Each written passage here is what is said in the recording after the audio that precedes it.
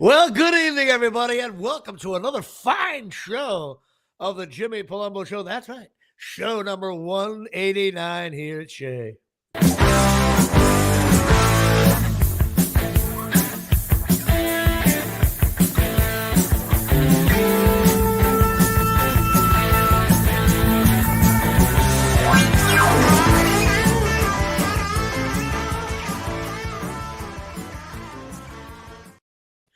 Well, good evening, everybody, and welcome to another horrific show of the Jimmy Palumbo. That's right, of course, across the glass, my broadcast buddy for so many years now, Mr. Dave Sturcio.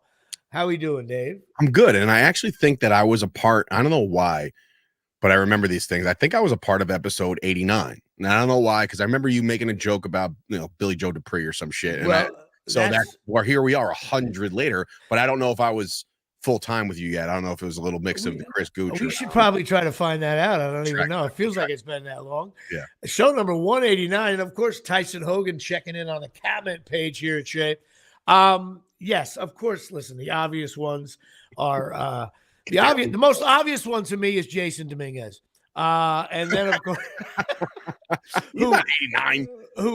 Yes, he is. Really? I wouldn't know. I wouldn't know. They haven't fucking used them yet. Okay, so first of all, you see your reaction. I did the same thing last night. I'm like, he's not 89. I did exactly the same thing. Of course, you got Mark Bavaro, and of course, my favorite player, Kadarius Toney. And then, of course, you got your standard Mike Ditka's. And yes, I did. I always do one for Dave's dad, Billy Joe Dupree, which I forgot. And we always talk about great tight ends, but I know one tight end you did not mention in our little tight end thing we did a couple months ago. You forgot about a guy who I don't think he was that good, but I know he was good at Giant Stadium. Doug Cosby. Oh, no. I did not mention him. Doug Cosby probably had 80 catches at Giant Stadium in 4 games. I remember that much. You can cover him. So that's number 189. I can't even think of 89. Like, I don't even know what happened. 1989, what a shit year that was. The Cowboys went 1-15. Yeah, and that's how they got Aikman, right? No, with Aikman they got and then they got Emmett. I was working at 1989. I was working at you know what? I was working at that little company no one knows about in Seattle, Microsoft, and and we know how that turned out. Jimmy and we Palumbo sold all our stocks for $4. Good evening, everybody. Yes, Jimmy Palumbo with $3,000 worth of Microsoft stock in 1989 makes a key draft move. That was my Herschel Walker moment. I got rid of it all. I'm making payments on a Honda Civic. I'm making an executive decision now going forward. Not only does 89 or the number of the show have to correlate with a player, but I need to know where Jimmy Palumbo was. All right, we'll do that. All right, so you already gave away 89. I'm very excited to find out where the hell you were in 1990. I might have to do some research. I don't think I can even Google, but I was not in showbiz. I'll tell you that much. Actually, 1989. I was playing rookie ball down there in Pawtucket, hitting choppers down the line, batting like 203. But I started doing, we'll do that I started doing plays and shit for zero money. But of course, the baseball card segment here, we got a very fun show to do because there's so much exciting things going on in sports in our lives, including so many of my predictions are dead on. Hello, Knicks. But here's a guy that everybody knows. Who's Jeff chiming in over here? How you doing, Jeff? What is that? Wait, are we to the point now where you think you know every single person that tunes in? Like, is that how? Yeah, I don't know. Jeff, how we doing? You were in college. I'm pretty sure Jeff is a former Chop Sports Daily guy. Okay, all right. Well, I just said hello, Jeff. I didn't say anything. Sure he's also from Canada, if I'm not mistaken. So we're now international. We are international Jimmy Palumbo Show here, and of course our openings are always so tight and smooth. Yeah. And we do our little baseball card segment. And this guy, again, this is why I do this show for this reason only, to promote guys where their family doesn't even talk to them. I'm willing to bet that this guy's family doesn't realize he even played baseball. But he is none other than a household name right here, Wallace Johnson here. Wow. As soon as you see the Expos, you know you're in trouble. Dave clearly doesn't remember this guy. Neither do I. He's known for, 9 years in the bigs. He batted .255. So he'd be making, I don't know, $17, $18 million a year right now, leading off for the Yanks. He had a total career of 5 home runs, which is more than Judge's hit in the playoffs. 145 hits, 19 stolen bases, but he was really known for as a master pinch hitter because the most at-bats he ever had in a season is 134, which is shitty. And but he led the league in pinch hits for 4 years in a row. I'm sorry. That's impressive. I don't care what anybody says. But he's known for 2 things here, Shay. No, 3 things that I think you can't take away. He led the league in nation in college in hitting, batting .502. I don't care what anybody says. There's a million colleges. Everybody's playing ball. He had the highest batting average. Drop the mic, okay? Maybe he should do rap before a game. Then you got he hit a 2-run. We'll get to that later. He hit a 2-run triple off of Neil Allen to clinch the Expos making the playoffs. Okay, in the only year the Expos made the playoffs with a franchise that has about 190 Hall of Famers in it. So the Expos have everyone in the Hall of Fame that played with the Expos, and they only made the playoffs once. Did any of those Expos wear an Expos hat into the Hall of Fame? I think someone did. Maybe Gary Carter. No, he wore. No, I don't know. Somebody did, I'm sure. Anyway, I don't even know. Maybe Vlad, a joke about all I know is like half the league was like the Expos were like this AAA team that everybody just came in. But Jeff chiming in about his Expos getting screwed. And I did not mean to talk about the Expos just because you're from Canada. The other thing he's known for, and if this happened during the Yankee game, you and I would be killing ourselves. He was a master pinch hitter, like I said, and he broke up a perfect game of a guy named Ron Robinson in 1986 or 88. Yeah, 1988. Right. I got some follow up here. Ready? Three Expos have the Expos plaque in Cooperstown. Andre Dawson. You were actually right about Gary Carter. Okay. Gary Carter has that. Andre Dawson is the second one. And boy, oh boy, is this one going to burn you, because he was in 1996. He was the Yankees rock, if you know what I'm talking about. Rock Raines. Yeah, Rock Raines. You know what? Was Tim Raines really a Hall of Famer, though? He's part of that. Let them all in. Everybody have a beer. But again, our favorite friend here, Wallace Johnson, he broke up a perfect game with 2 outs and 2 strikes in the ninth. That is, I would kill to have Brian Robinson, the pitcher, on our show. I'm going to look him up somehow. Yeah, he did do drugs, right? But can you imagine blowing a perfect game with 2 outs and 2 strikes? And Brian Robinson, do you know who he is? He's the running back of the Redskins right now. There you go. And then, of course, Wallace Johnson ended up coaching a little bit in the White Sox, and now even his family doesn't know where he is. He's from Indiana, but he did lead the nation in hitting, so that's where we are here. So, Dave, do you have anybody, or do you even care? No, actually, I brought my 2024 election card to talk about the election today. Oh my God! Yeah, we won't be talking about the election today. I know you want to. I read your post, dude. Listen, and that's the thing. I keep my election political talk to my personal Facebook page. So like, these are all my friends. I know everybody. So if anybody wants to like delete me or some shit, then I'm like, well, then you're just a weirdo.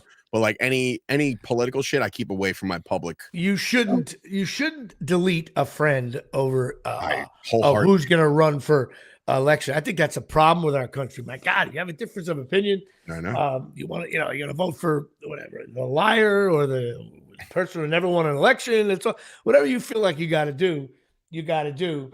But what you really should do, I think as part of our election coverage here, which is exclusive, I think you should donate to my Patreon, because we are marred in a slump. I'm stuck at. How can I be stuck at Reggie Jackson in October? Maybe Jeff will get involved. Jeff, listen, it's $3 a month to support the show, and I just don't feel like talking about how I'm stuck on Red. I may do it myself. Can I support my own show? I probably should. You sure should. I want to get to Cecil Fielder. That's a joke. That's funny in itself. But a big shout out to my Patreon. I got to give a shout out to Shecky Lawler. He's a Dodgers fan, an old buddy of me and Artie's. And my nephew, Jimmy Riccardi, who he was at the game last night. if there's any scalping tickets that are very expensive, my nephew shows up. I love that.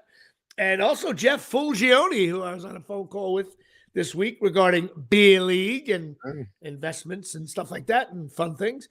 And so that's it for Patreon. And of course, now we got to talk about chasing miracles. Wait, Tyson's coming in. My daughter's birthday just happened. I can add her as 45. There you go. Yes, Tyson. Actually, you know what? I'm willing to call this the Jimmy Palumbo Show with Tyson Hogan and Dave Stern Show. I'm going to put Dave in the 3-hole there. Don't move me down the lineup. I'm the best hitter you got.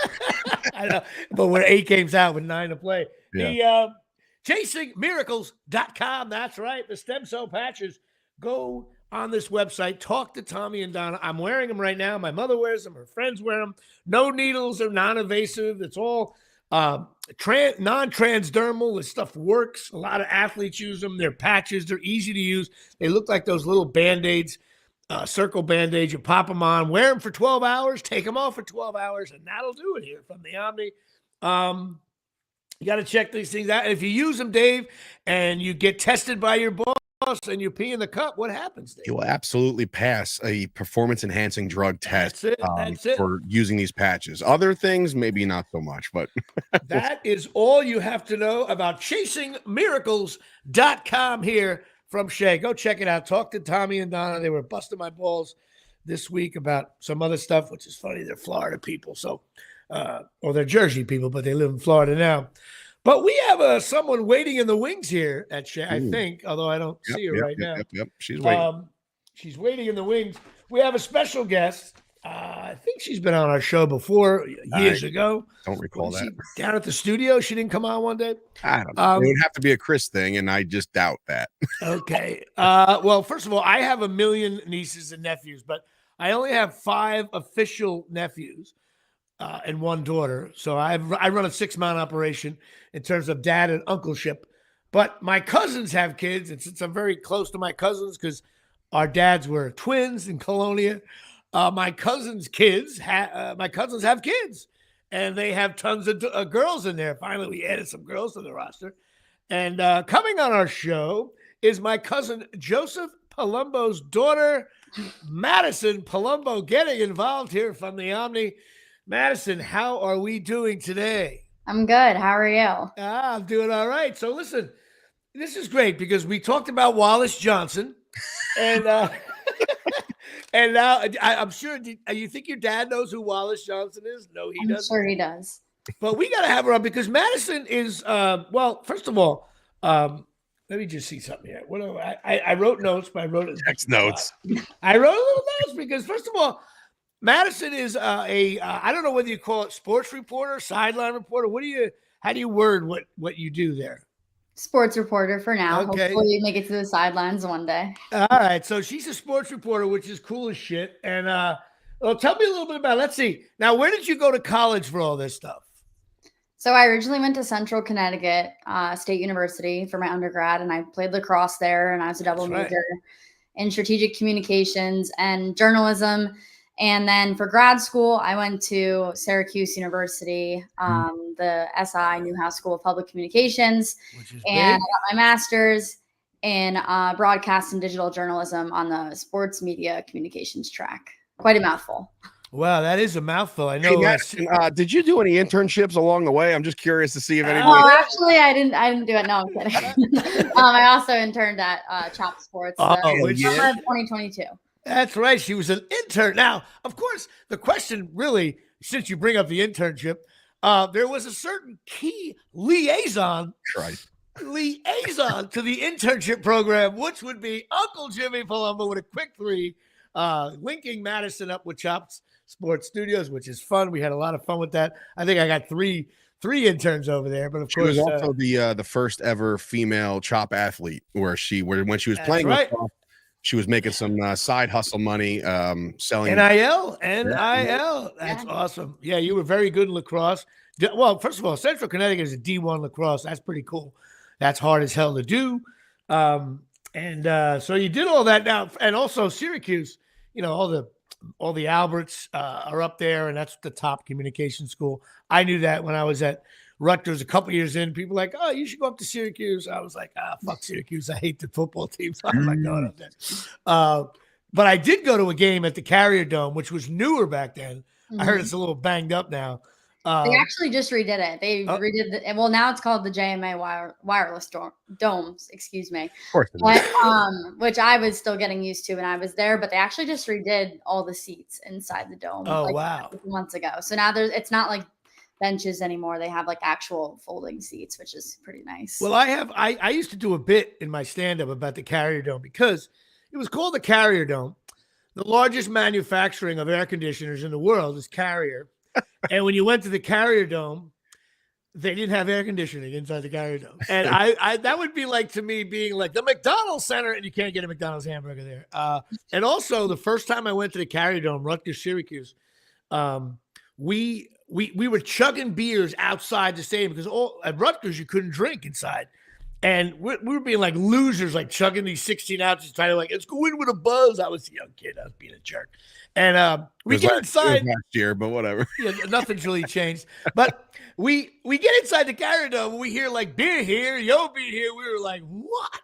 There's beer. And for some reason I had money on me. I don't know. I had more money then than I do now. And we ended up drinking inside the Carrier Dome. And Rutgers won the game, which was really fabulous. Kenny Wagner, my boy, he listens to the show. All right, enough of that. Jimmy. All right. So now, hang on. All right, hang on. It's my show. What does it say? It's not the Dave Sturchio. You're on 9 podcasts. That's true. None of them are called Dave Sturchio. It's Cal. I had one. I got. Listen, Madison. If you ever get a podcast, okay, it's got to be the Madison Palumbo Show. Otherwise, I'll take your word. No, there you go. So, all right. Well, also, Madison, you did something really cool too. You had an internship with what's that league called? The NFL. How did tell us about that down in Carolina? I mean, that's awesome. Like, give us how was it? What was it like? Peel the curtain back. It was a great experience. So at Syracuse, when I got my master's, it was a 14-month program. So I graduated from Central Connecticut, May of 2023, and I started my program at Syracuse in July of 2023. And then I graduated technically May 2024, but then I had another 6-week class after graduation, which was really weird. And then after that 6-week class, we all landed a capstone. And Syracuse actually there's 10 spots. They have a deal with Nexstar stations, different stations that have that affiliate. And it's 5 different NFL teams. So it was the Carolina Panthers, the Colts, the Commanders, the Packers, and the Patriots. So usually they send 10 people, 2 students to each team. This year we sent 9. So 2 people went to every team, and then 1 guy only went to Green Bay. So me and then my friend Justin Wilson, we both went to the Carolina Panthers, and we didn't necessarily work for the Carolina Panthers. The internship was through Queen City News, Fox 46, and we were interns for Queen City News. So every day we would show up to the station. The first 2, I guess you could say week and a half, it was before the Panthers training camp even started. So we got to do a few things with NASCAR, which is huge down in Charlotte. Sure. Got to do some other things too, like some stuff with the Hornets before their season started. And then once the Panthers had their training camp, we basically just took camera equipment from the station and we reported to training camp every day. Our boss told us, okay, get video of this player and this player. We have a one-on-one interview with this guy today. Make sure you get a lot of video of him. So we got all of our video. And then once we were done with that, we would cut all the video, we would export it, send it off to them. And then once we got everything that they wanted, we were able to actually do some stand-ups and produce a sports package. Were you able to get the head coach on or rookie players, or it didn't matter who they were? Well, it depends. Our job was really just to get all the video. So whatever sports reporter, whoever they had their one-on-one interview with, they would say okay, I'm interviewing Andy Dalton today. I need a lot of footage of, Andy Dalton, and we would have to get that. But I mean, after we got all the footage, we also would record all of the press conferences. So we'd always hear from head coach Dave Canales and then 2 players of their choice. So it was always get the video. And then after we got the video, we would report right to the press conference. we would, record the press conference, and then they would, pull some sound bites from the press conference as well. And then once everything was done with that, then that's when we would do our stand-ups, and we would get stuff for our reel. So we were able to get something out of it as well. And towards the end of training camp, I actually was able to interview rookie Jalen Coker, and he actually had his first touchdown against the Broncos this past weekend. So that was really cool to see. He originally was on the practice squad, and then he actually got, it was like a weird thing. He was on the practice squad, and then he wasn't, and then he got called up, and then now he's been on the team since. And yeah, he's been killing it. Were you able to get a sense of any of that hard knock stuff? Because I guess while you were there, guys were getting released, right? Like 2 weeks in. That did you get a sense of that at all? Or I know you were busy doing your job, but a little bit. I mean, each week there was definitely different players, and you would hear, it was funny because you had to memorize the roster. So once you finally got the roster down, I was like, oh, this guy got waived. Oh, this guy left. Oh, this team picked him up. So then it was oh, he's gone. But then you had to learn all the new players that also came in as well. So each week it was okay, who are the new guys? Where are they from? It was a lot of guys came in and out of there, but obviously they had their that same group of guys that were on the team the entire training camp as well. Are you so now I guess you're now putting your what's the word, resumes out there to get, are you looking for obviously not that you'll take anything, but are you looking for football or baseball, or what's your dream job in terms of what sport? Chop Sports Media obviously would be a dream job. Yeah. I definitely either want to do football or hockey. I'm a huge Devils fan. And then also while I was up in Syracuse, I was able to intern for the Syracuse Crunch, and they're the Tampa Bay Lightning AHL affiliate. So that was really cool. I just, I would interview a lot of the players in between periods, and kind of similar to the Panthers. Once the game was over, we would record the press conference, and actually got to do the press conference once with the coach and 2 different players. All the interviews in between periods were just radio for the ESPN Syracuse radio show. That was really cool as well. It was a great experience, just getting those reps, getting to talk to different players. It was hard to talk to some of them because half of them didn't even speak English. So that was really interesting. I was going to ask you that with Carolina in the summer. Obviously, it's a training camp. It's a lot of fun. I worked a training camp with the New York Giants in 2007. You meet all the players. You get to familiarize yourself with the players. Some of the players you like. Some of the players you're like, I don't want anything to do with this guy. I remember David Deal was my arch nemesis. He used to spray me with water every day, and I'm just like, dude, I have one pair of clothes. Can we stop spraying me with water? And now he's a Fox analyst. So my question to you is, obviously there was a lot of hype coming into a Carolina team with the the regime, the new coach, Bryce Young, everything he's got to take the next step. And now all of a sudden we're 8-9 weeks into the year. And Bryce Young is only playing because Andy Dalton got into a car accident last week. So my question is, did anybody else around you have this sense? I'm not saying bury anybody, but did you watched a lot of Bryce Young? Was there any okay, this is the quarterback? What are we doing here? Or was there a lot of confidence, morale was up that this kid was going to be able to deliver?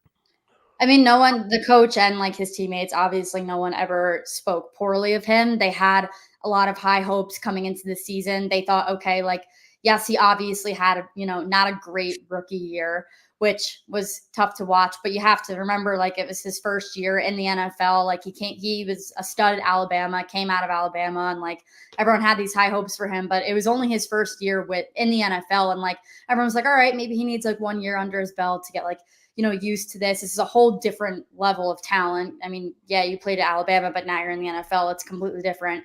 So everyone was like, well, I think he got his year in, he's learned a lot.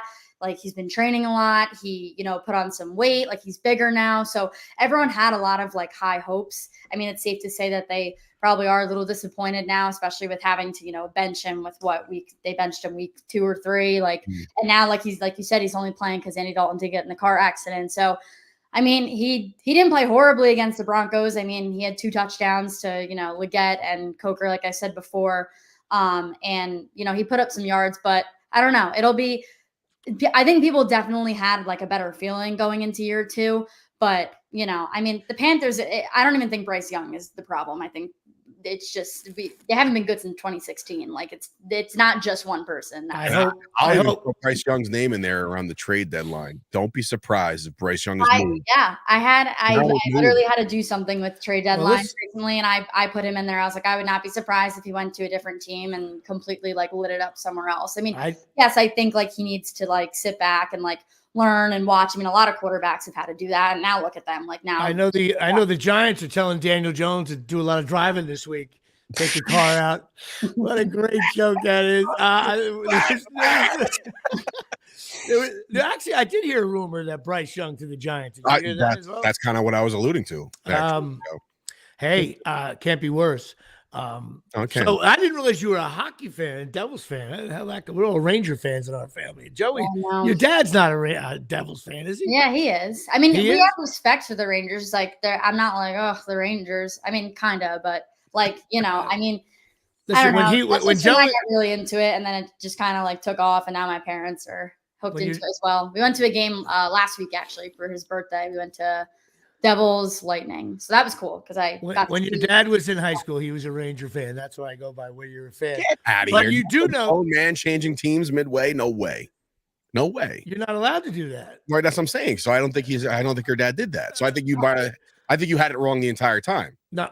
Oh, your dad was a Ranger fan. Well, his dad, Hank was a First of all, so he grew up with your Uncle John and I went to. Now he likes the Devils because we watch him.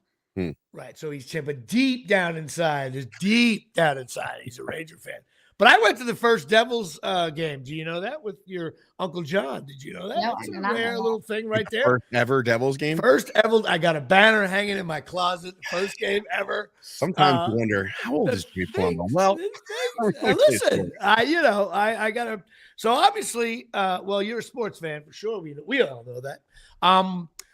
Let's talk about the Yankees. I know you're a big Yankee fan, and you're actually a Giant fan as well. You've sat in many shitty seats in the shitty weather. Mm-hmm. I watched you one game. You came with us. We have 4 season tickets, and it was a miserable day. I said, and you were younger. You were maybe only 15 or something. I thought you were going to be like, I want out of here. You sat there, no problem, in the rain, sleet, watch the Giants get smoked. So what do you think with the Yanks? What's your take on all this shittiness? I mean, we can't hit to save our lives. I mean, shout out to, Stanton and trained you well. Juan Soto. That's about all we got. I mean, Aaron Judge. I mean, I don't know what's going on there. I mean, he has been sucking, and it sucks to see because he's had such a phenomenal season all year. And a part of me is like, well, I mean, he had a phenomenal season all year. Like, he can't perform, lights out the entire year. But at the same time, like, you have to come up in the postseason as well. But I mean, Stanton stepped up, but Stanton wasn't doing well all season long, and now he's doing well in the postseason. So it goes hand in hand, but it's just sad to see. Like, I thought we had it, and now I'm like, Well, first of all, with Aaron Judge, I don't care what anybody says. He is now damaged goods. You just don't recover from this. He's a great player, MVP, deserves all his accolades, but he's got to go around to all these different award ceremonies now and be like, hey, I won MVP. I shit the bed for 3 weeks. Jimmy, come on, man. Not every MVP of every sport. Dave Winfield never recovered from it. In 81, he went. What I'm saying is last year in the NFL, Lamar Jackson won MVP. No, that's different league. What's the difference? It's no. You don't understand. This is Yankees. We don't losing in the World Series or making the playoffs. Yeah, that's not how we roll here, man. You win it all or nothing. And you shit the bed in a big spot. Years, Jimmy. He's going to take a beating. You watch. A beating from who? From all Yankee fans. They were already beating him the dust, and then he came out last night, and they gave him a standing ovation, the way you're supposed to treat your captain. Listen, okay, man, but his third at bat, they booed his third at bat. Only reason why we're here, or one of the major reasons why we're here, is Giancarlo Stanton. I agree with you. No, I'm just saying, listen, Judge had a great year, but I'm telling you, fans are weird that way when you shit the bed in a big spot over 3 weeks when they really need their El Capitan. I say New York. It's a problem in New York. It's not just the Yankees. It's every team. They got behind this oh my God guy with the Mets, right? And if he strikes out in the 9th inning, they're gonna be like, fuck this guy. You know what I mean? Like, it's the same thing with the Rangers, the Knicks, everybody. If you don't perform on the big stage, they're going to turn on you. That's New York. That's you know what it's called? It's like Patrick Ewing, one of the best players in the NBA, and all of a sudden now he doesn't even get a thought. Why? Because he didn't win, even though he played well. You got to win when you're on the Yankees. That's just the way it is. That's why you think Derek Jeter, who would be in the Hall of Fame anyway, would be unheralded the way he is, though, because he won and he played well in the World Series. Anyway, Judge, first of all right, enough of that shit. I want to talk to Madison's boy. So now, I feel like we're talking about people who died. We're doing wake coverage. He was a good guy. He was a good guy. Very nice. Very nice. Let's talk about our football giants. No, not. I was doing the double taping last night, trying to switch back and forth best I could. It was just bad on both. Getting at YouTube TV, man. You could have watched both at the same time. I know, but I was at a friend's house with a bunch of people watching the game, so I was doing my phone thing. What do you think about the Giants this year? And do you think Mr. Dable and Shane are going to be around, or what? What are your thoughts on the football Giants? I mean, I've never been a huge fan of Dable, but it's the same issues we've been dealing with for the last 10 years. We enter the red zone. We can't score a touchdown. All we do is kick field goals. I actually picked up the Giants kicker in fantasy because that's all they do is kick field goals. So you get so many points from the kicker. And last night it was funny because I was playing my friend Jenna, and she had the Pittsburgh kicker, and I was beating her, and it was just a game of field goals last night. So I ended up losing by like 3 points. But in my other league, I had the Giants kicker, so I was like, at least I'm getting some points, but of course not in the league that actually matters. But Giants, it's the same old story. I'm not a fan of Jones either. I mean, I know he's been playing a little bit better, and people are comparing him to other quarterbacks in the league that are doing like just as bad, or, he's doing a little bit better than them. But I don't even know where to begin. I personally think the only team Jones could start on would be the Jets, because they have a guy who stinks over there. Can't move. No, Jones is struggling. They have no line. Their draft picks, Thibodeau is hurt now, but he stinks.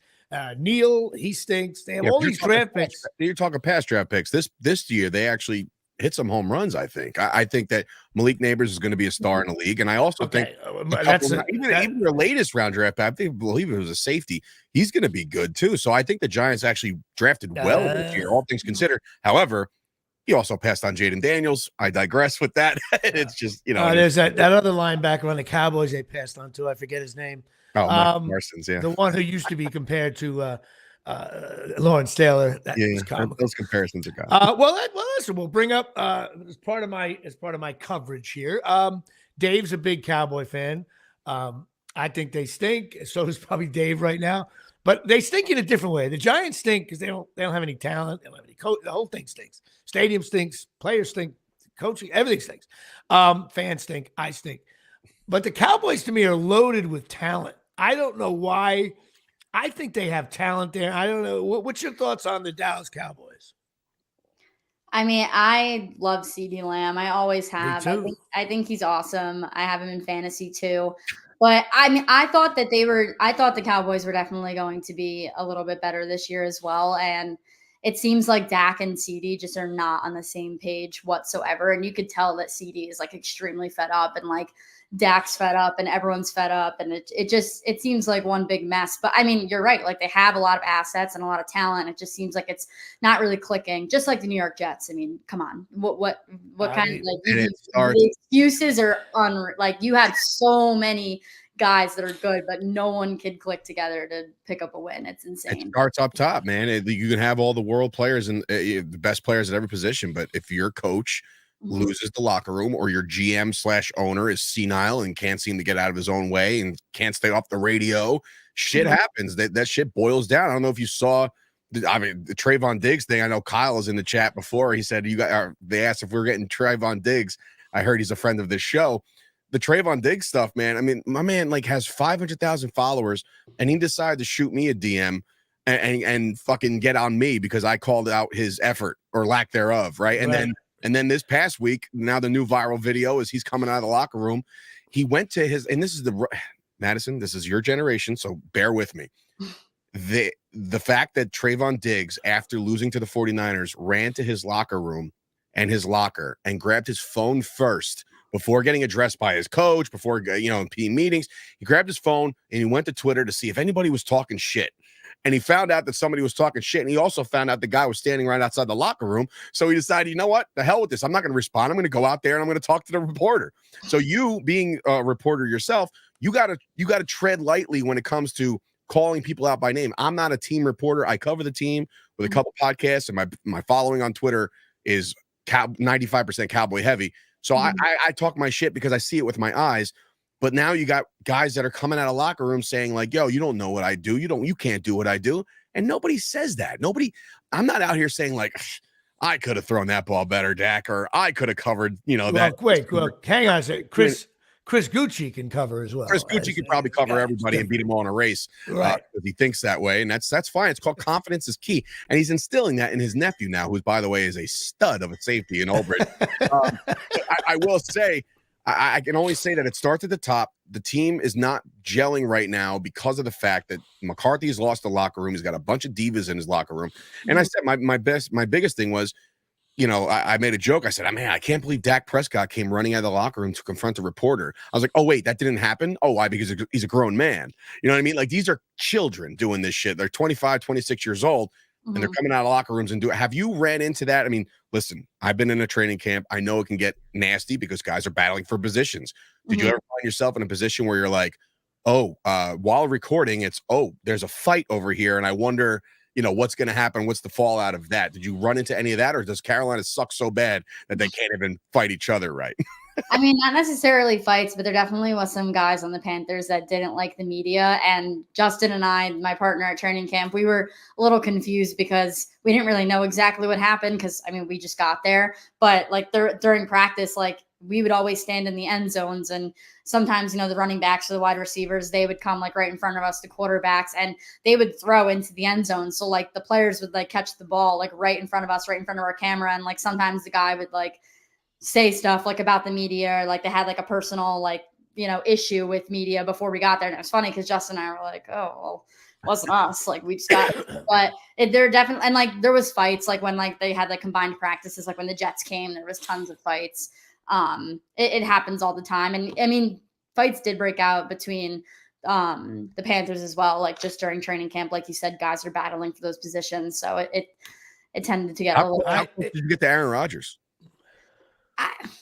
I don't know. Like I thought that like the whole like Jets team, like, they have a lot of like fun assets, like fun guys on the team. And like, they were all like happy to be there and whatever, and this, that, and the third. And like, I was really excited to see Aaron Rodgers because like, it's cool. Like he's a great quarterback, like a veteran, whatever. But like he came out and he was just like, thought he was above everybody else, as he should. But like, now he stinks. Like, it was a weird vibe, yeah. And now he's just miserable there. He's miserable. He's too slow. Did you see the whispers about how Gunga was like, "Hey, I know he's a Hall of Famer, but he can't move now." He definitely did look old. So that's for sure. Like I was like 40, and he has an Achilles tear. I know, but it doesn't matter. They signed him as the second coming, and he stinks. And no one can say it. He tore his Achilles after. It doesn't matter. The guy, he's not a good quarterback anymore. That's how it. Please, this coming from the guy who's watching fucking the Greek freak over here with Rutgers. Oh, he stinks too. I never said he was any good. I'm just everybody thinks Aaron Rodgers is this great thing, and he's shot. That's all. That's all I'm saying. And all the great quarterbacks were shot in their last year. That's the way it works. I also the CeeDee Lamb thing. I think he's one of the best receivers in the league. I think he's open on every play, but I don't know. There's no doubt in the 49er game, though, I think CeeDee Lamb should really shut his mouth all week because he caught 2 touchdowns. Yeah, but the touchdowns he caught, but nobody but because of a guy got blocked, another guy that was a coverage thing, he was pretty quiet all game. He ran a good route and somebody got twisted up and he was wide open. Yes. No. None of his touchdowns had anything to do with CeeDee Lamb. And I love CeeDee Lamb. I think he's great, but he's always barking on the sidelines. And I think that's when you talk about like McCarthy. It's in their DNA. It's in the wide receiver / cornerback DNA. Not when you stink. It works when you're good. It doesn't work when you stink. And I'm just happy he had a great game. He was due. Like Same. I mean, I had him in fantasy, and like it was just like every week he put up all right, he give you like 7 points or like 10 or whatever, and you're like, all right, like he's due for a game. He's due for a game. He's gonna ball out. And I needed him to put up those points, and he finally did. So I was really happy about that. But he was garbage time here. It was well. First of all, another thing is, the Cowboys were odd. one quarter they sucked, and then the next quarter they were Hey, good. And listen, the they next held San Fran to 6 points and a half. So you're like, oh, okay. And then we went to halftime. I'm like, here come the adjustments. We're going to be fine. And then they just did not show up in the second half. And then in the fourth quarter, they looked like they were the best offense in the history of mankind. San Fran's not calling off. Either call off the dogs a little bit, right? And they're playing a little loose. Well, listen, man. The Cowboys are certainly struggling right now. But you know what? They're 3-4. NFL, you win 3 weeks in a row, and then all of a sudden, they're 6-4, and a game out of the wild card. And have you seen their schedule? But that the NFL schedules in advance. It always changes. Teams that you think are going to be really good will suck in 3 weeks. I remember people were going, "Hey, they got to play the Cowboys." Now it's like, so it changes. And I don't put also with the Giants-Steeler game. First of all, I can't believe how long.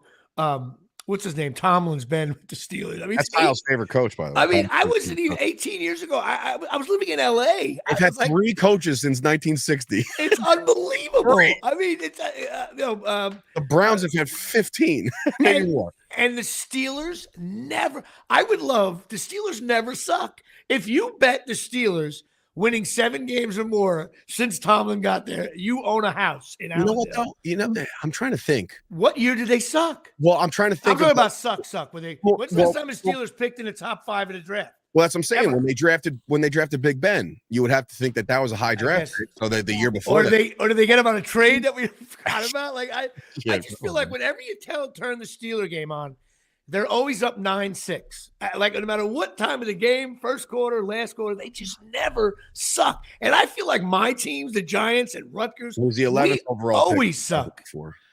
Rutgers suck. And actually, Madison, you've been to enough Rutgers games too. My God, that's child abuse from your parents. You have seen some horrific games at Rutgers Stadium. How awful is Rutgers? I mean, you got to be.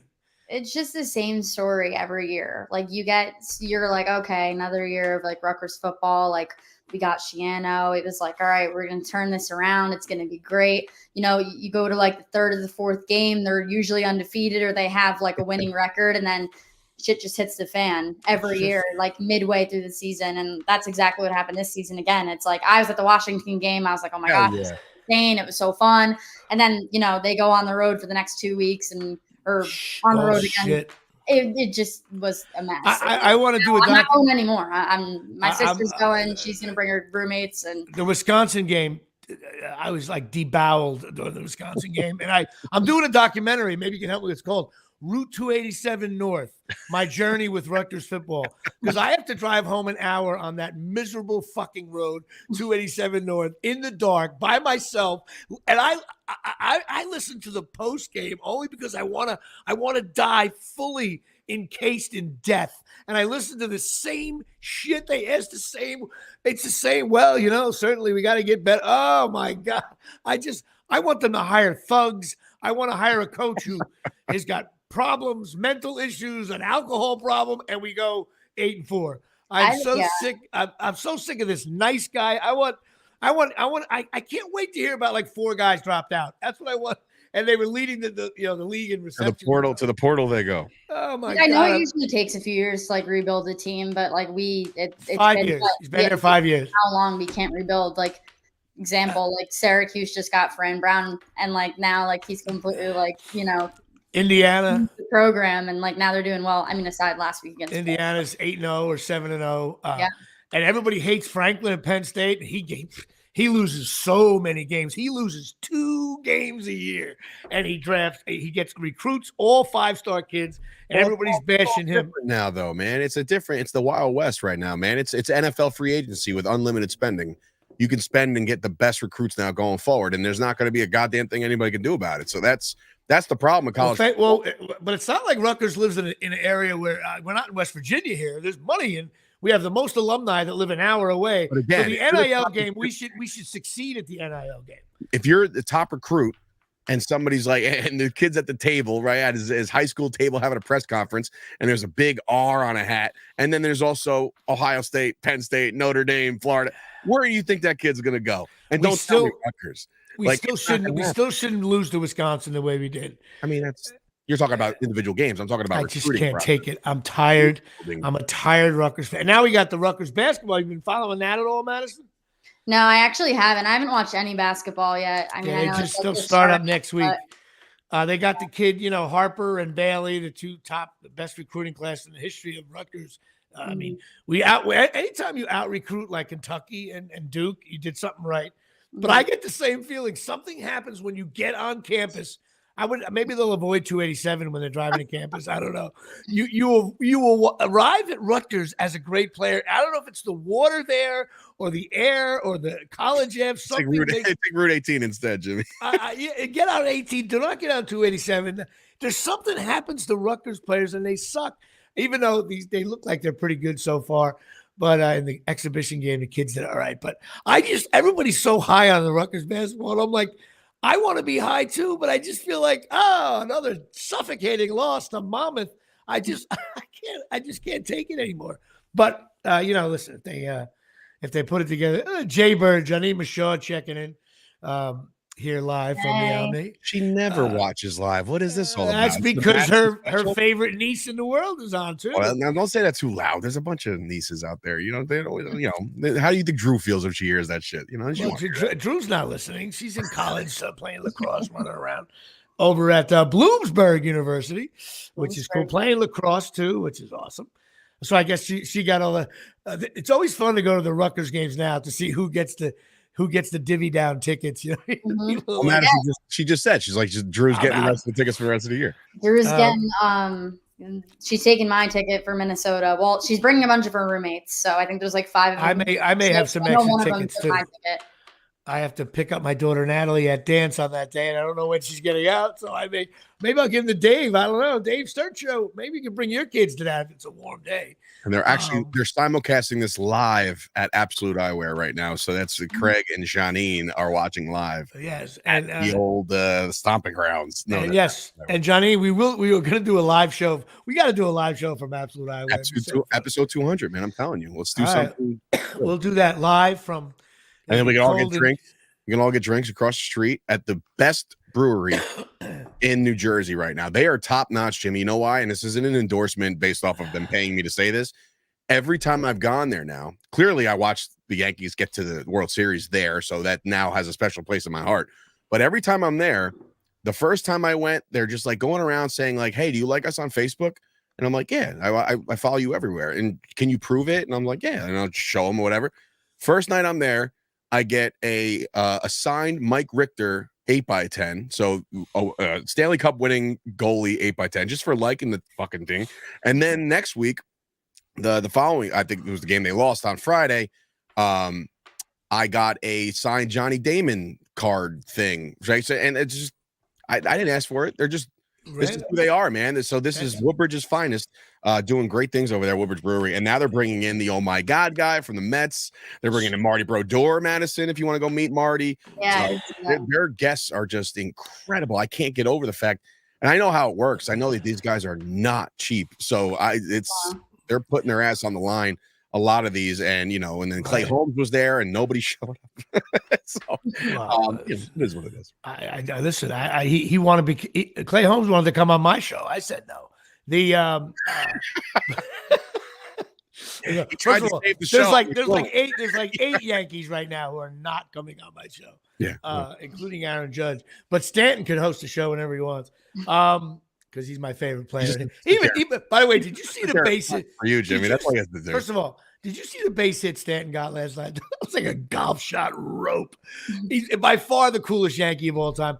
And the third base coach I just heard got fired after the game because you have a guy that runs. My mother runs faster than Stanton. Mm-hmm. We've known this for 3 years. So when he's on second base, if the ball doesn't hit the outfield wall, you cannot send him. Not only did they send him, he wasn't around third yet. I know. It wasn't even go. I'm like, no. Like, it's out by a mile. You threw him out from left field. That's so bad.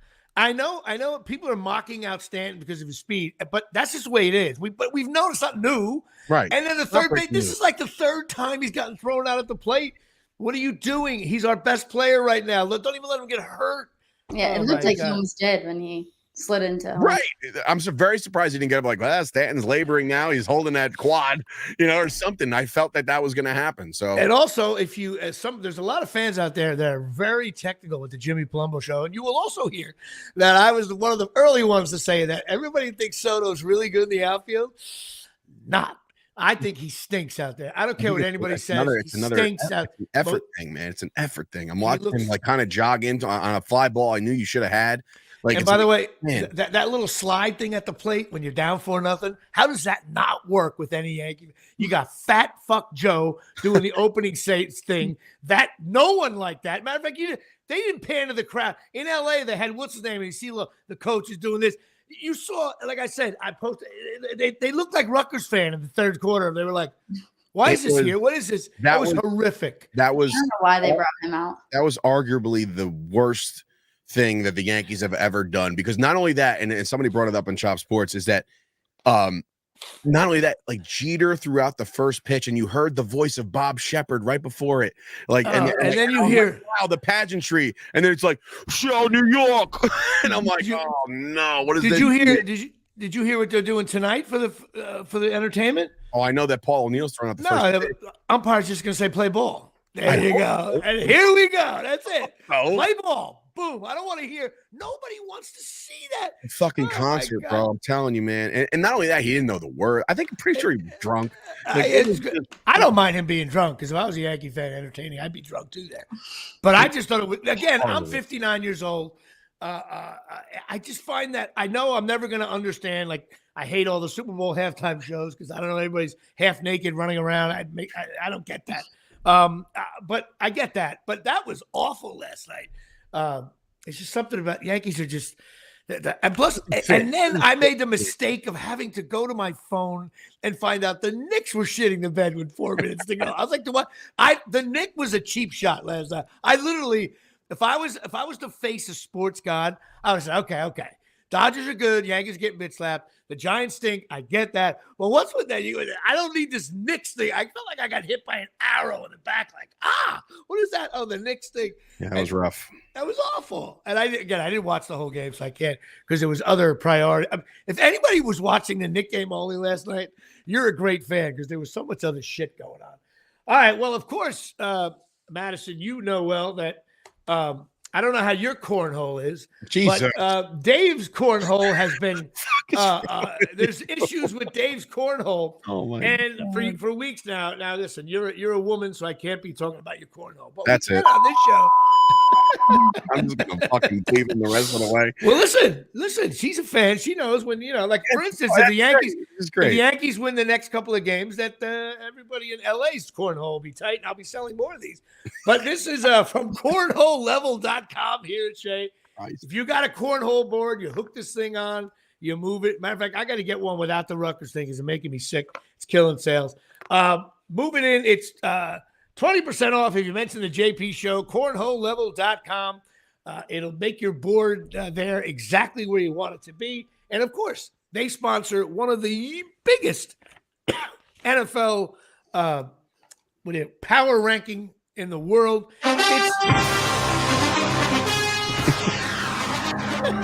The Jimmy Palumbo stinks list. It's the Jimmy Palumbo stinks list. Now, Madison's is like on the edge of her seat. She can't wait to see what you do. Can't wait. Can't wait. She's gonna lose reception. I don't know what happened. She's probably gonna go get a Bloody Mary at lunch as soon as we're done with this. But by the way, nice background, perfect with the shades in the back. Good job. Thanks. Just my dad's office. Yeah, that's it. So where's your dad? Is your dad sitting in the kitchen now? No, he went to the office today, so I took. If he was home, is your mom home? Put her on. She's home. She's in the living room. All right, tell her I said hello. All right. So the NFL stinks list week 8 here from the Omni. The Buffalo Bills, very good. The Dolphins, the Patriots, and the Jets stink. The AFC North, sorry, what little I watched of the game last night when I taped it, I think the Steelers, I had them at good last week. I'm dropping them down. The game was way closer than it should have been. Steelers are average, even though they're 6-2. That's how long that lasts.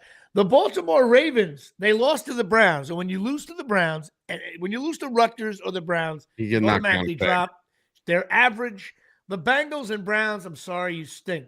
How great is James Winston, by the way? That's such a good story. I love it. Yeah, you love that, don't you? I love it. The Houston Texans, for the first time, maybe ever, are very good. They're 6-2. I put them at the very good, tenuously, but we'll see. The Colts are average, and your Jaguars and Titans, that'll do it. Jimmy, did you by any chance, to cut you off at the Colts, and maybe Madison, you heard this too? Did you see what Anthony Richardson did in the third quarter of that game? No, I didn't see. So Anthony Richardson runs over to the sidelines and he does this, and they're like, "You all right? You all right?" He's tapping out. He's like, "I." So they send in Flacco for a play, and then they redo it, and he comes back out. And they asked him after the game, Anthony, what was that all about? He goes, "I'm not gonna lie, I was tired." Oh my God, really? Tired. Oh, I didn't hear that story. I would have been all over quarterback tired. I was like, oh boy, he's done. I usually listen. You know me. I usuly feel that way about 40 minutes into this show, but I'm not going to tap out on the Jimmy Palumbo show. Through. So we got Jaguars, Titans. They stink.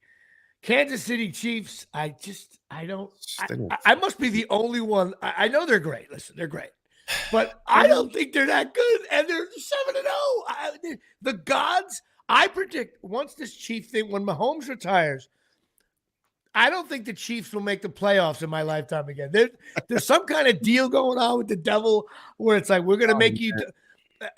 They just never lose, and the games are close, and they just. Listen, my nephew Jimbo is a big fan. Yeah, God bless them. They're 7-0. I can't take it away from them. I also going to bump the Denver Broncos up to good. They're 5-3. I give them a bump.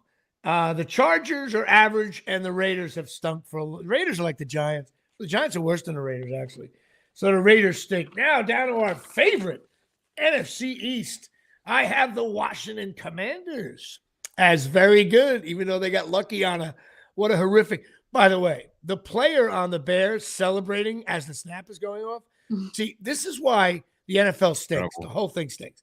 If I was a coach, I would say I would cut him. I don't care how good that guy is. You can't be celebrating during a snap from the 50-yard line. It was a makeable. It was a miracle one. But the best part about it was the fans of the Bears in the front row pointing him to go back. Turn around. Oh my God. Like, what's going on? The ball's in the air. I'm like, holy shit. Well, the best part about it is the guy who caught the ball on the Commanders is from Mount Olive, New Jersey, my hometown. Noah, really? Playmaker. He is a former Dallas Cowboy. Dallas Cowboy. Went to Pope John Catholic school in high school. Yeah, that was first of all, did the Bears play that any worse? Let's put everyone on the 1-yard line and no one in the back of the. Please, Jimmy, the guy who was celebrating. He's supposed to be boxing out the back. I know. Horrible. You got to cut him. Sorry. Yeah. You know what? We'll have him on the show next week. He'll be unemployed. So I got the Commanders at very good. I got the Eagles as good. I had them as average. I thought they didn't even look that good against the Giants, even though they dominated. I got them moving up to good. And who knows? The Eagles could be making their move now. Sorry. I think the Cowboys just stink right now. I'm sorry. It was cut off. I don't know what happened. You were saying something bad about the Cowboys? I think first of all, we're setting records here on the Jimmy Palumbo Show.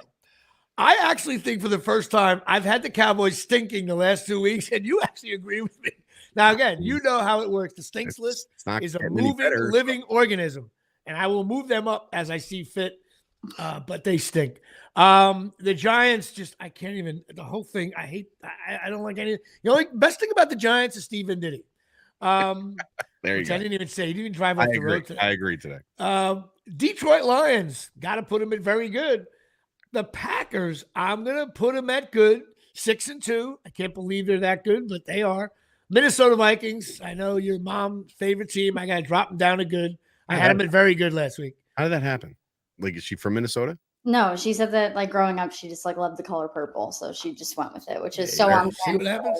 But I mean, hey, she's been saying it since Brett Favre was there, so I'll give it to her. Whatever. She's just new, they're good this year. I like them. No, just to give you how much of a history lesson that is, since Brett Favre has been there, it's they had a couple quarterbacks before Favre. But I'm thinking Fran Tarkenton about. I don't even like the movie Color Purple. The Chicago Bears I have is good. because they were winning. I have them as good, but I don't know why. The NFC North is pretty wild. It's Lions are 6-1, Packers 6-2, Vikings 5-2, and the Bears are 4-3. So that's pretty wild division there. And we go to the NFC South. Atlanta Falcons I have upgraded to good. I have Tampa Bay Buccaneers as average. And my New Orleans Saint fans out there, Saints and Panthers stink. Hopefully you get a job with the Panthers, but they stink. Arizona Cardinals have moved up to average. The 49ers have moved up to good. I don't know why, but I just gave it to them. Seattle Seahawks average, and the Rams stink. Wait a minute. Johnine saying that your mom was a Fran Tarkenton fan when she was 5. There you go. Well, then now at least the history makes sense for Madison to say like, oh, she's like them ever since Favre. I'm like, so 2010? That's not that far off. He's like screaming from the living room, but I don't know what she's saying. She's yelling at that. So the stinks list is we have 13 teams in the league stink. 7 are average, 7 are good, and for the first time, the high watermark for very good is 5. But I'm sure next week's show on Election Day here from the Omni, that will be gone. And of course, don't forget, if you're near the Woodbridge area, or even if you're not near, you got to check out a little known, I should say little known, a little cute little store, 42 Main Street, Absolute Eyewear getting involved. Yes, indeed. You got to go check out Craig and Janine Michaud, family-owned, brother and sister, licensed opticians. Craig was my right center fielder for my softball team for years. Full-service opticians. They got everything over there. Charles Oakley works there now. And every week I try to get it. I make him running in there. Charles Oakley's kids hang out. Janine is you think she's an optician, but she really just watches Charles Oakley's kids. Only fans of the show get to. We should put a poll up. Who's a better looking individual, and we'll rank 2 here. Craig, who is just a stud, right? Or Drew Adelman. Andrew Adelman, right? Adelman, yeah. You just put them up together. That's a heavyweight contest. That's it. You know what? My money's on Craig. He's a little thinner. He's in shape. He's not. That bone structure on Craig. You kidding me? Yeah, Craig. Well, listen, Craig. These glasses are courtesy of Absolute Eyewear. Yeah, and this squint is courtesy of me not wearing my Absolute Eyewear glasses. But go to check them out. 732-326-3937. Go check them out. They're awesome people. When you leave there, you don't feel like a jerk off, which I think is the best slogan of all time on marketing. Can we please put that outside the doors just somehow, some way? Let me record a commercial. When you leave here, you don't. That's the least I can do. They keep supporting the brand. They keep supporting Chop Sports of all the transitions that we've gone through. I at least owe them that. I'm going to put together a commercial, and I want the last line to say, like, come to Absolute Eyewear, and then I want your voice to say, when you leave, you don't feel like a jerk, which most retail stores you do. So I believe in that. In other big news, our final league game in pickleball was Sunday afternoon. Fans were booing me. I felt like a young Aaron Judge walking out of the court. My ranking has dropped to a 3-1. It was just an awful day. And then they got a boatload of Jimmy Palumbo pickleball. Total domination, 3-set win to give our team the win on our final day here at Shea. And people also, don't forget daylight savings times this week. Oh, my God. Which I love this week because you get the I knew he was going to laugh at that. I'm doing weather reports here. You're such an old man. I am. So funny because fall back, spring ahead. All the time. It's not all the time, but it's these same things that, like, my father, he does, bro, for like a week. I'm closer to your father's age than I am to you. For a week, he'll say something like, and I'll be like, it's 2:30. He's like, but it's really, and he'll come out and say like the wrong. I'm like, I love every. Hey, listen, the Mookie Wilson. Boot a Red Sox game. I was in the bar down there at Woodbridge. What's that place down by Warren Park there? Al Sabelli's Reginald's. Reginald's? Is it Reginald? Yeah, one of those bars down there. And they switched the hour from 2 to 1. We were there till 5 in the morning. So I called back. So now you save an hour of sleep. There you go. Like that comes in the Jimmy Palumbo news circuit. He's like, what else we got here? Hey, listen. Like savings time. Also, don't forget, next week's show is on Election Day. That ought to be fun. If you don't feel like talking politics, you can listen to this show. Also, I got a guns blazing. Big, all right. Well, guns blazing. All right, you can guns blazing. Then I know already where you're voting. Don't forget stand up. I'm doing stand up this weekend at a huge facility in Pompton Lakes. I will be at the Pompton Lakes Elks Lodge. You know what? I just want to put a big sign on the door. It says Jimmy Palumbo was on Friends, and now he's at the Pompton Lakes Elks Lodge. Your boy's doing that, right? Ryan Marr or whatever. Yeah, Ryan Marr and Anthony DiDomenico. That's at 7 p.m. You can call for tickets at 973-800-3407. Time out. Where are you performing? Pompton Lakes what? Pompton Lakes Elks Lodge. Dude, I wrestled there. What? I had a match at the Pompton. So my premiere day, you've already been there? I've already been to the mountaintop, dude. I had a match and I won that match. It was a great match, great crowd. Pompton Lakes, great city. But yes, I wrestled there at the Elks Lodge. Just so funny. Oh Holy my God. Shit. Of course, you won't be making the trip Saturday night, but nah. Come up and see me there. Also, I'm gonna go and show up. Watch. You ain't gonna show up. Don't forget Pine Tar Bar and Grill, 121 South Main Street, Fork and River, New Jersey, 609-489-4286. Best sports bar in America here from the Omni. And that'll about wrap it up. Of course, quick TV shows that I'm watching is I'm still watching the Call the Midwife. I'm also watching The Penguin. Have you been watching The Penguin? I have not started The Penguin yet. Penguin's good. It's really good. I heard it's very Sopranos-esque. Like very. It's cool. It's just a cool show. It's dark. It's cool. It's not dark in a Batman way. It's dark in a different way. It's good acting. I can't believe that Colin Farrell looks like a fat fuck. It'd be like him if he played me in a movie. You have to put a lot of makeup on. What else I want to say? Also, all right. So Madison, quick predictions. How many games in the series did the Yankees win? I said before we got on today, I was like, it's either going to be like, we get swept tonight at home and, we don't win any, or I feel like it's going to be something crazy and go to like game 7, but that would have to be an extreme miracle because we first have to learn how to hit the ball and then learn how to base run. All right. Now, Dave, what's your prediction on the Yankees? The only thing I want is to not have them celebrate on our turf. That's what I want. So let it get to 6. I know that the problem is if the Yankees come back and win the next 2, people are going to say Yankees in 7, bro. And I'm like, all right, well, clearly we can't fucking hit. So it's like, if they win, it's going to be because of mistakes.